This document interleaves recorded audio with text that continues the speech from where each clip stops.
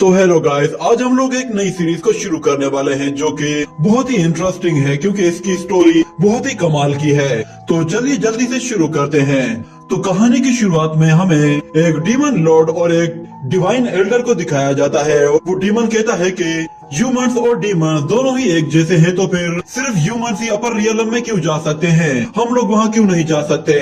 तो वो डिवाइनर उससे कहता है कि तुम्हारा हार्ट इविलनेस से भरा हुआ है और अगर तुम एक डिवाइन लॉर्ड बनना चाहते हो तो तुम्हें अपने अंदर की सारी डार्कनेस को खत्म करना होगा। तो ये बात सुनकर वो डीमन कहता है कि तुम अपनी बकवास बंद रखो, मुझे वहाँ जाना है तो मैं वहाँ जाकर रहूंगा। ये कहते ही वो जैसे ही आगे बढ़ता है तो वो ह्यूमन लॉर्ड उस पर एक बहुत ही पावरफुल एनर्जी अटैक करता है, जिससे वहाँ पर एक जबरदस्त धमाका होता है। मगर वो ह्यूमन लॉर्ड देखता है कि वो डीमन आसपास कहीं नजर नहीं आ रहा। इतने में वो डीमन मौका देखते ही वहाँ से दूर लाइफ ऑफ व्हील की तरफ तेजी से आगे बढ़ रहा होता है, जिस पर ह्यूमन लॉर्ड उस लाइफ ऑफ व्हील का रास्ता बंद कर देता है और उसके आगे एक फॉर्मेशन क्रिएट कर देता है। मगर वो डीमन उस फॉर्मेशन से टकराते ही उसे तोड़ने की पूरी कोशिश करता है और फिर उस ह्यूमन लॉर्ड से कहता है कि तुम्हारी पावर अब बिल्कुल वीक हो चुकी है, इसलिए तुम अब मुझे नहीं रोक सकते। ये कहने के बाद हम देखते हैं कि वो डीमन आहिस्ता आहिस्ता उस फॉर्मेशन को तोड़ना शुरू कर देता है, जिस पर वो डीमन ह्यूमन लॉर्ड से कहता है कि एक दिन में इस लाइफ ऑफ व्हील को पूरी तरह से डिस्ट्रॉय कर दूंगा, जिसके बाद कोई भी डिवाइन लॉर्ड नहीं रहेगा।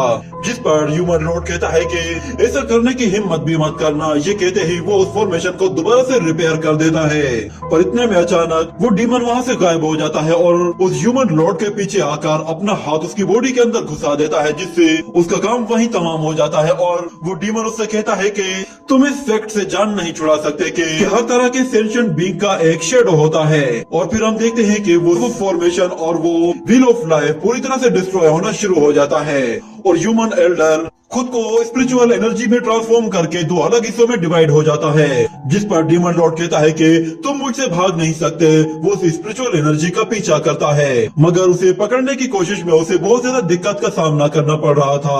और वो उस ह्यूमन लॉर्ड से कहता है कि तुम्हारी स्पिरिचुअल एनर्जी दो हिस्सों में डिवाइड हो गई है, अब तुम चाहे जहाँ भी छुप जाओ मैं तुम्हें बहुत ही आसानी से ढूंढ लूंगा, चाहे इसके लिए कितना भी लंबा टाइम क्यों न लगे, मैं तुम तक एक दिन जरूर पहुँचूंगा। इतने में अचानक उस स्पिरिचुअल एनर्जी से आवाज आती है। वो डीमन लॉर्ड से कहती है कि तुम गलत हो। सीन शिफ्ट होता है और हमें एक बास्केटबॉल मैच को दिखाया जाता है, जहाँ पे एक लड़का बहुत सारे लड़कों के साथ बास्केटबॉल मैच खेल रहा होता है और वो स्पिरिचुअल एनर्जी वहाँ पे आकर उसकी बॉडी के अंदर चली जाती है। और दूसरी तरफ वो डीमन उस स्पिरिचुअल एनर्जी के सेकंड पार्ट के पीछे पड़ा हुआ होता है और कहता है कि अगर सभी बीइंग्स एक जैसे ही हैं तो फिर उनमें इतना भेदभाव क्यों है।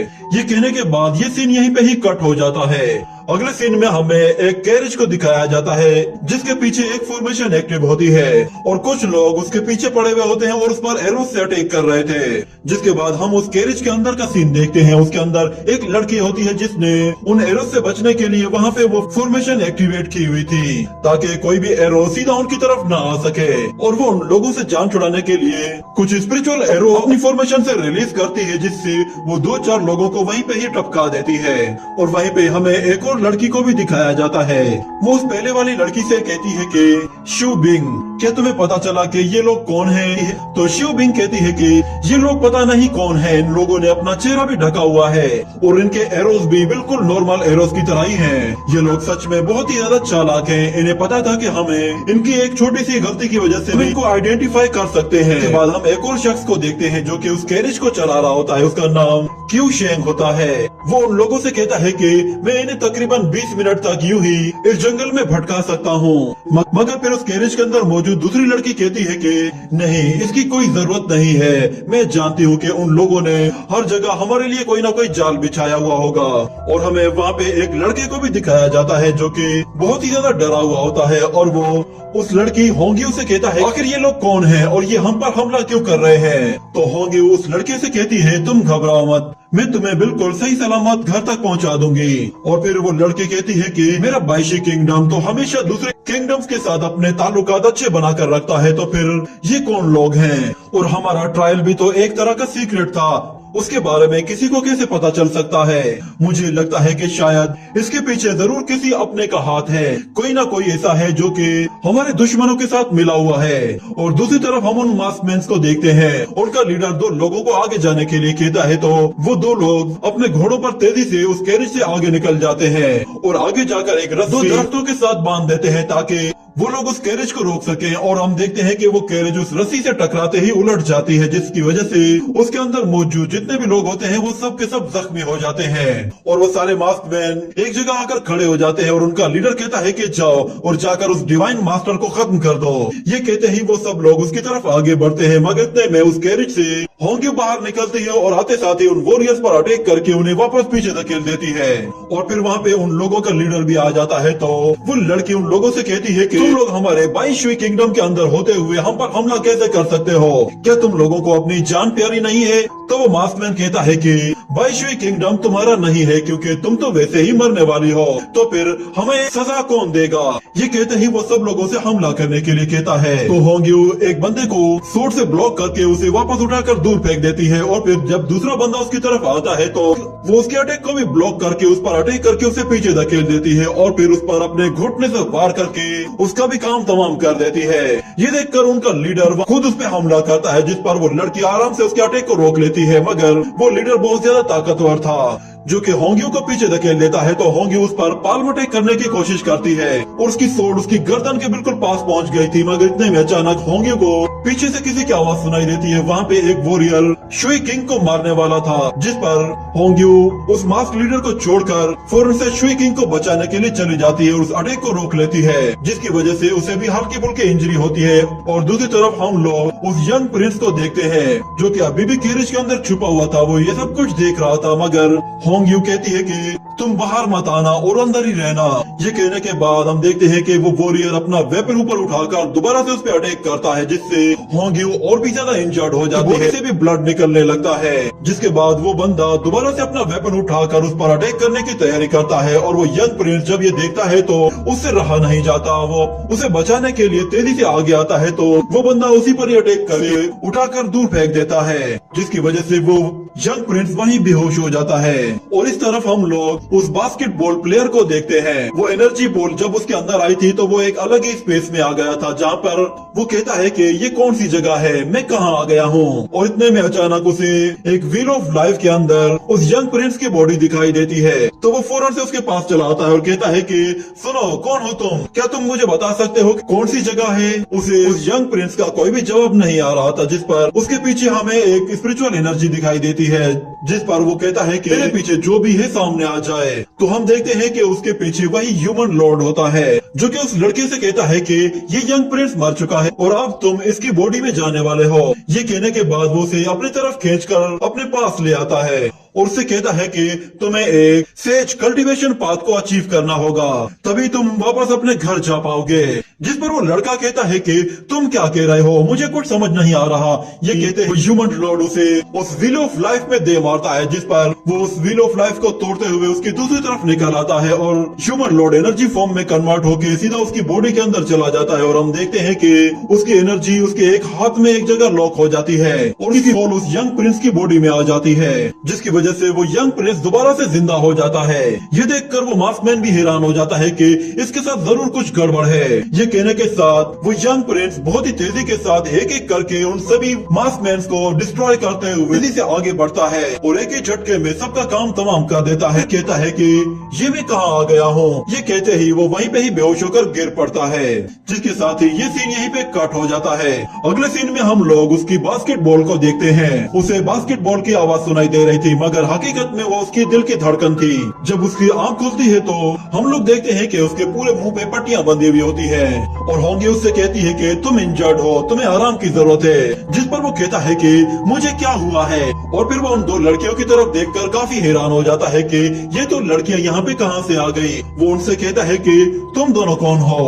ये सुनकर वो दोनों ही काफी कंफ्यूज हो जाती हैं और फिर च्यूमिंग उसके पास आकर अपने मैजिकल ब्रश का इस्तेमाल करते हुए उसके माइंड को चेक करती जाती है, मगर वो कहती है कि इसके माइंड के साथ तो कुछ भी खराबी नहीं हुई, ये बिल्कुल ठीक है। लगता है कि शायद उस दरख्त से टकराने की वजह से इसके दिमाग में कुछ असर हुआ है, जिसकी वजह से शायद इसकी याददाश्त में कुछ मसला आ गया है, ये हम लोगों को पहचान नहीं पा रहा। जिसके बाद होंगी उससे कहती है कि मुझे बताओ, आखिर तुम्हारे कुछ याद है कि तुम्हारे साथ क्या हुआ था?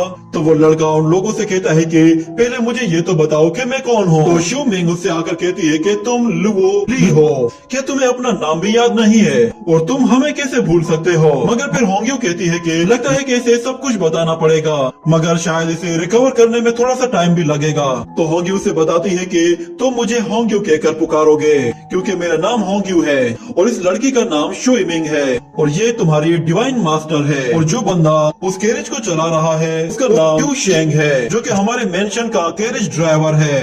ये सुनकर लियो कहता है कि क्या मेंशन, आप किस तरह के मेंशन की बात कर रही है? तो शुई मिंग उसे बताती है कि हमारा बाई शुई किंगडम, जिसमें कुल मिलाकर 800 स्टेट्स हैं, वो उसे उसके बारे में बता रही होती है कि इतने में अचानक लियो के सिर में दर्द होने लगता है। और दूसरी तरफ शुई मिंग सोच में पड़ जाती है कि कहीं उस अटैक की वजह से इसके दिमाग पे कोई असर तो नहीं हुआ। और इस तरफ होंग्यू कहती है कि मुझे लगता है कि आगे रास्ते में जाल बिछे हुए होंगे, इसलिए हमें वापस पैलेस की तरफ जाना चाहिए क्योंकि वो लोग बहुत ही ज्यादा खतरनाक हैं। जिसके बाद वो लियो से कहती है कि जब तुम इंजर्ड हुए थे उसके बाद से तुम पूरा दिन नींद में थे और अभी जाके तुम्हें होश आया है।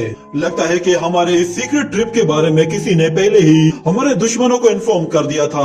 और वो लियो से कहते हैं कि हमें माफ कर दो, हमारी वजह से तुम्हें इतनी तकलीफ का सामना करना पड़ा। मगर लियो कहता है कि इसमें कोई मसला नहीं, मैं वैसे भी डरता नहीं हूँ। तो होंग्यू कहती है कि तुम्हें क्या खतरे से डर नहीं लगता? और दूसरी तरफ मिंग सोच में पड़ जाती है और कहती है कि मुझे कुछ समझ में नहीं आ रहा, इसकी बॉडी से जो एनर्जी निकल रही थी उससे तो ऐसा लग रहा था कि जैसे वो कोई डिवाइन ड्रैगन की एनर्जी हो। जिस पर वो लियो से कहती है कि अच्छा, तो मुझे अब समझ में आया कि तुम मार्शल आर्ट की प्रैक्टिस क्यों नहीं करते, असल में तुम छुप कर प्रैक्टिस करते होगे। तुमने तो ऐसी टेक्निक प्रैक्टिस किया हुआ है जिसे कोई सेज भी प्रैक्टिस नहीं कर सकता। तो सेज का सुनकर लियो कहता है कि ये सेज क्या होता है, क्या इस तरह के डिवाइन बीइंग अभी भी एग्जिस्ट करते हैं? तो होंग्यू उसे बताती है कि इस दुनिया में हर शख्स कल्टीवेशन करता है या फिर स्पेल्स और टेक्निक की मदद से खुद को स्ट्रॉन्ग बनाता है, और वो बंदा जो कि अल्टीमेट कल्टीवेशन लेवल को अचीव कर लेता है वो एक सेज कहलाता है। और लियो को याद आता है कि जब वो इस दुनिया में आ रहा था तो उस एल्डर ने उसे कहा था कि उसे अपने कल्टीवेशन पाथ को चूज करके एक सेज में ट्रांसफॉर्म होना है, वरना वो अपने घर वापस कभी भी नहीं जा पाएगा। जिसके बाद वो कहता है कि असल में मेरे पास कोई सेज पावर नहीं है, मैंने तो बस एक एल्डर से मदद ली थी। जब मैं बेहोश हो गया था उस वक्त मेरे पास एक एल्डर आया था, उसने मुझे कहा था कि मेरे अंदर बहुत ही खास टैलेंट है और मुझे उसे हर हाल में कल्टीवेट करके अपने आप को पावरफुल बनाना चाहिए। उसकी ये बातें सुनकर वो दोनों लड़कियां बिल्कुल हैरानी से उसे देख रही होती हैं, जिसे लियो ने उनके सामने कोई बचकानी बात की हो। मगर वो उसका मजाक ना उड़ाते हुए उसका हौसला बढ़ाते हैं और कहते हैं कि ठीक है, तुम सही कह रहे हो, तुम्हें सबसे ज्यादा स्ट्रॉन्ग बनना चाहिए, मगर उसके लिए तुम्हें अपनी किस्मत से लड़ना होगा। और फिर वो शुई बिंग से कहती है कि जरा इसे समझाओ। तो शुई बिंग उसे समझाते हुए कहती है कि हम लोग जिन टेक्निक्स की बात कर रहे हैं वो सब की सब ह्यूमंस के जरिए बनाई गई है, मगर डिवाइन ड्रैगन स्पेल उसे ह्यूमंस ने नहीं बनाया, बल्कि वो कुंडलुन में मौजूद एक माउंटेन के पास एक ट्री से बिलोंग करती है, क्योंकि वो ट्री हेवन एंड अर्थ का एसेंस एब्जॉर्ब करता है। और फिर 36,000 साल गुजरने के बाद उस दरख्त में एक फूल खिलता है। उसकी खुशबू इतनी ज्यादा होती है कि वो कई हजार मील दूर तक भी स्मेल की जा सकती है, और उसकी खुशबू की वजह से न जाने कितने लोग इसकी तरफ खींचे चले आते हैं। मगर फिर वो फ्रूट्स अपने आप ही उस दरख्त से गिरकर एक एंशिएंट बीस्ट में ट्रांसफॉर्म हो जाते हैं। ये कहने के बाद अगले सीन में हम लोग लियो को एक स्पिरिचुअल वर्ल्ड के अंदर देखते हैं। उसके सामने एक बहुत बड़ा पैलेस होता है जिसे वो डिवाइन ड्रैगन स्पेल का नाम देता है और कहता है कि यकीनन इस टेक्निक का कोई भी मुकाबला नहीं कर सकता। अगर मैं इस टेक्निक को मास्टर कर लूं तो हो सकता है कि मैं इतना पावरफुल बन जाऊं कि मैं वापस से अपने टाइम एंड स्पेस में ट्रेवल कर पाऊं। ये कहने के बाद वो जैसे ही आगे बढ़ता है तो हम देखते हैं कि वो अपने कल्टीवेशन लेवल के फर्स्ट लेवल की तरफ आगे बढ़ जाता है, जिसमें हमें उसके पीछे एक कल्टीवेशन व्हील दिखाई देता है जिसमें एक रिंग एक्टिवेट होता है। और फिर अगले सीन में हमें दिखाया जाता है कि वो लोग रात के बाद एक जगह ठहर कर आराम करते हैं, मगर वहीं पे लियो अभी भी कल्टीवेशन कर रहा होता है। वो हर हाल में अपने फर्स्ट लेवल बॉडी कल्टीवेशन को अचीव करना चाहता था और देखते ही देखते अचानक उसकी बॉडी से बहुत ही ज्यादा एनर्जी निकलती है, जिस पर शिवबिंग भी हैरान रह जाती है और वो कहती है कि इसने फर्स्ट लेवल को क्रॉस करके सेकंड लेवल में एंट्री ले ली है, जिस पर होंग्यू भी हैरान रह जाती है कि आखिर इतना जल्दी इसने फर्स्ट लेवल को कैसे क्रॉस कर लिया। मगर उन लोगों को एक बात की टेंशन सता रही थी कि अगर एक मर्तबा डिवाइन ड्रैगन स्पेल के बारे में सबको पता चल गया तो वो सब इसके पीछे पड़ जाएंगे। ये टेक्निक हेवन से अर्थ पर आई है और अभी तक इसे कोई भी प्रैक्टिस नहीं कर पाया। और शिवबिंग कहती है कि मुझे तो बस इतना मालूम है कि डिवाइन ड्रैगन स्पेल के फर्स्ट लेवल को सिर्फ 2 ही लोग अचीव कर पाए थे, जिनमें से एक का नाम जियांग वांग था, दूसरा था वैन चू। वो तीसरा बंदा बन गया है जो कि first level of body cultivation को क्रॉस कर चुका है। और हम लोग दोबारा से लियो को देखते हैं तो उसने अब थर्ड लेवल को भी क्रॉस कर लिया था और वो सीधा फोर्थ लेवल की तरफ जा रहा था। मगर जैसे ही वो फोर्थ लेवल को क्रॉस करने की कोशिश करता है तो वहाँ पे एक बैरियर बना हुआ होता है जो कि उसे वापस पीछे धकेल देता है और लियो को चक्कर आना शुरू हो जाते हैं और वो कहता है कि लगता है कि फोर्थ लेवल को अचीव कर पाना इतना आसान नहीं होगा। और दूसरी तरफ होंग्यू देखती है कि लियो बहुत ज्यादा वीक पड़ रहा है क्योंकि उसकी इंटरनल एनर्जी बहुत ही तेजी से कंज्यूम हो रही है। शिवबिंग अपने मैजिकल ब्रश से एनर्जी जनरेट करती है ताकि वो उसे थोड़ा सा सपोर्ट कर सके, मगर हम देखते हैं कि लियो की बॉडी के चारों तरफ उसके कपड़े अचानक से गायब होने लगते हैं। ये देखकर वो लोग कहते हैं कि ऐसा क्यों लग रहा है कि ये एक लेजेंडरी कल्टीवेशन लेवल है। ये कहने के साथ ही उसकी बॉडी से एक जबरदस्त एनर्जी रिलीज होती है, जिस पर होंग्यू शिवबिंग से कहती है कि क्या ये कोई सच में लेजेंडरी कल्टीवेटर है। और दूसरी तरफ लियो जैसे ही होश में आता है तो वो कहता है कि लगता है कि मैं फोर्थ लेवल को इतनी आसानी से अचीव नहीं कर पाऊंगा। ये कहने के साथ ही ये एपिसोड यहीं पे ही एंड हो जाता है।